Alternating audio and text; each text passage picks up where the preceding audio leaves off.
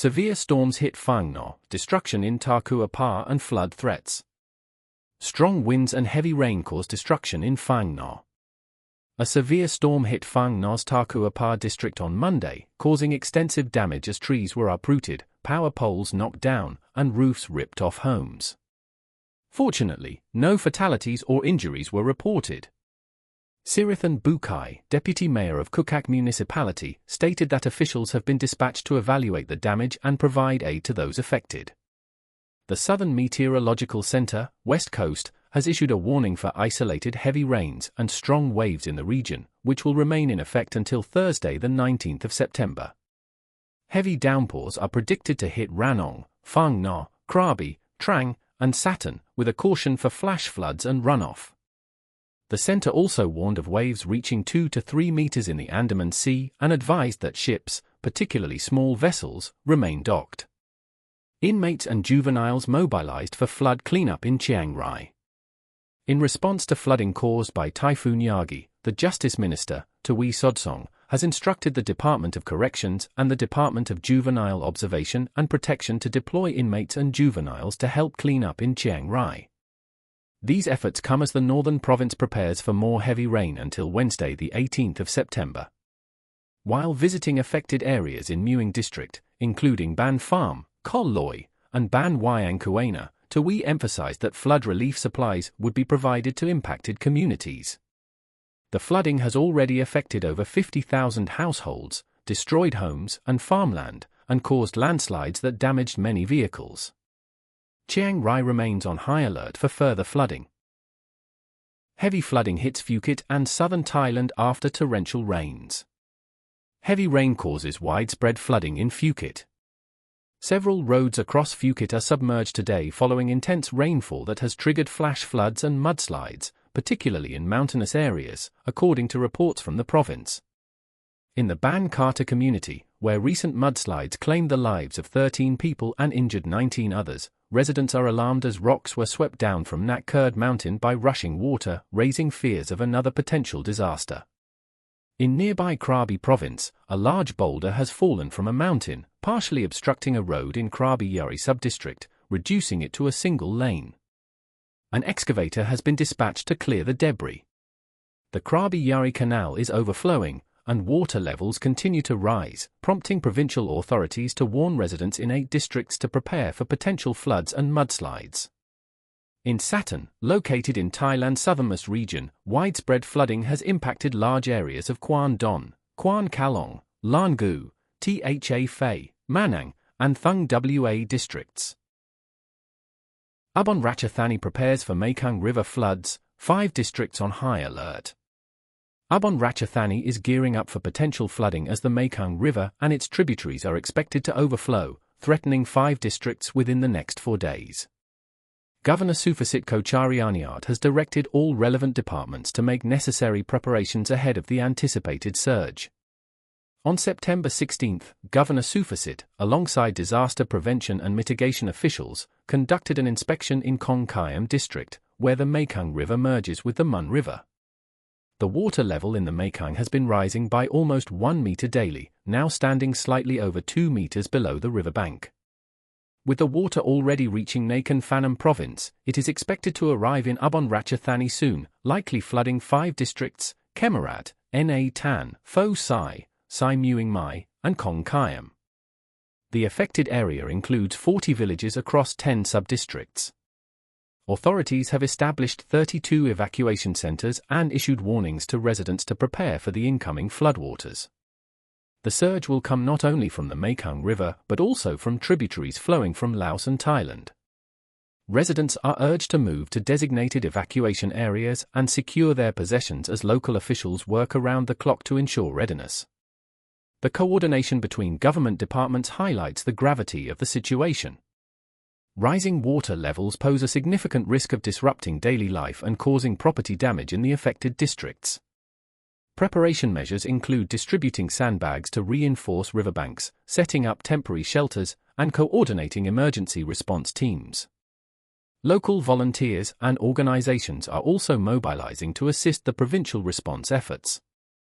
Residents are advised to stay updated through official channels and follow the guidance of local authorities. The next few days will be crucial as the province braces for possible flooding, with cooperation from all involved being vital to managing the situation effectively. New Tourism Minister to revive 300 baht tourist fee and aim for 3 trillion baht revenue. Tourism Minister plans to reintroduce 300 baht tourist fee. The newly appointed Tourism Minister, Sirithon, is moving forward with the 300 baht tourism fee, which was shelved during the previous administration led by Prime Minister Ratchathani. Sirithon aims to stimulate tourism revenue to reach 3 trillion baht by the end of this year. Sirithon believes that the fee will benefit the tourism industry by funding infrastructure improvements, enhancing tourist attractions, and ensuring visitor safety. The fee, approved by the Cabinet in 2022, requires foreign air travelers to pay 300 baht, while arrivals by sea and land would pay 150 baht. However, it has yet to be implemented as it was not published in the Royal Gazette. The minister emphasized that more time is needed to evaluate the system before deciding on a collection start date, possibly within the last quarter of the year. He assured that the ministry would finalize a procedure that does not deter tourism. Sirithon, who is also the Pheu Thai Party's Secretary-General, highlighted the importance of continuing the Ignite Tourism Thailand policy introduced by Mr. Sretha, which includes developing entertainment complexes, expanding aviation hubs, and promoting second-tier cities. To encourage private sector investment in new attractions and second-tier cities, the government plans to offer tax incentives. The ministry is also considering reviving successful domestic tourism stimulus programs like We Travel Together, which supported hotel and air ticket co-payments during the pandemic. Looking ahead to the high season, Sirithon expects events such as marathons, Loei Krathong, and the New Year countdown to boost tourism revenue. The government has set a long-term goal of reaching 3 trillion baht in revenue from foreign tourists within 4 years, a target Sirithon is committed to achieving. He also supports the idea of Thailand hosting a Formula One event, suggesting a street circuit on Ratchathani Road to showcase the country's unique culture and economic potential. Addressing concerns about price-dumping tours, Sirithon said the number of illegal companies may not have increased, but the financial losses from these operations are expected to be significant. Authorities have been directed to curb such activities. On Wednesday, Sirithon will meet with 20 private tourism operators, including the Association of Thai Travel Agents and the Tourism Council of Thailand, to discuss tourism policies. Thai business leaders urge PM Tongtan for immediate economic reforms. Thai business leaders pressure PM Tongtan on economic recovery plans. Thai business leaders and economic experts are intensifying their demands on Prime Minister Tongtan Shinawatra, calling for both immediate and strategic measures to prevent an economic disaster. Their main concerns include comprehensive debt restructuring, assistance for low-income individuals, and support for small and medium-sized enterprises, SMEs, facing competition from international online trading giants. During a tense parliamentary session on September 15, 2024, the 38-year-old Prime Minister introduced an ambitious 10-point action plan. Key elements include reducing energy costs, lowering public utility fees, implementing the Pheu Thai Party's digital wallet initiative, and revamping visa regulations to attract more tourists. Economist Vorapal Sokatianurak criticized the slow pace of economic reforms, urging quick action to alleviate public hardship. Vorapal highlighted the need for rapid adaptation to the digital economy, noting Thailand's economic growth has sharply declined from an average of 8% annually between 1980 and 2000 to just 2% since 2020. This downturn has impacted Thailand's role as a global production center and reduced foreign direct investment, FDI. Central Patana PLC's Chanavat Urwatnasakul praised the Prime Minister's focus on tourism and called for consistent policies. He endorsed the digital wallet scheme as a means to boost consumer spending and suggested tax cuts on luxury goods to enhance Thailand's appeal as a regional tourism hub. Kobsak Putrakul, chairman of the Federation of Thai Capital Market Organizations, supported short-term measures like 10,000 baht handouts and electricity tariff reductions. He emphasized the need for clear investment policies to restore economic confidence. Somkai Lut Sutiwang from Advanced Info Service stressed the urgency of comprehensive debt restructuring and reductions in utility fees to support sustainable growth. Jmart Mobile's Juzit Sukumbithaya backed the digital wallet initiative, predicting it will stimulate economic activity in the last quarter of the year. E-commerce expert Pawut Pongvitayapanyu urged the government to protect Thai businesses in cross-border trade within Southeast Asia and enforce fair competition rules against large online competitors. WHA Corporation's Jariporn Jarakorn Sakal called for continued foreign investment promotion and suggested the Land Bridge megaproject to attract investment to the southern region.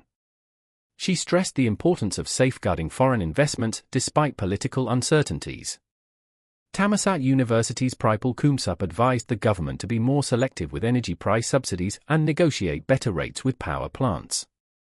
San Angubulkal, chairman of the Thai Chamber of Commerce, advocated for the rapid release of the fiscal 2024 budget and the digital wallet handout as immediate solutions.